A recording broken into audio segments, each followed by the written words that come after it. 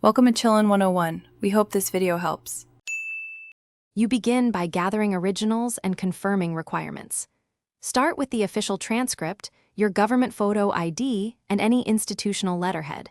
Make sure names match exactly. Once done, contact the registrar to request an official attestation or certified copy and ask whether they require a stamp, signature, or seal. While you wait, prepare payment if fees apply and a clear photocopy set, so you won't slow the process down when the registrar is ready to proceed. You now submit documents and follow the detailed execution steps.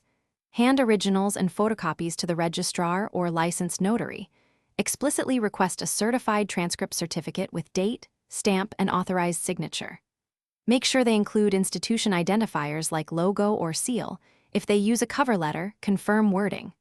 Once they process it, inspect the certified copy line by line, verifying spellings, course totals, and the physical seal. Errors here cost time, so correct any issue before departing. You complete the process by collecting all certified copies and an official receipt.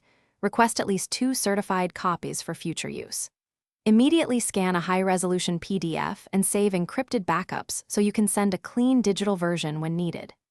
If you find mistakes, wrong name, missing signature, or a blurred seal, contact the issuing office right away, request recertification, and document every interaction. This record speeds appeals and prevents delays when third parties require proof. Thanks for watching. Consider subscribing if we helped you.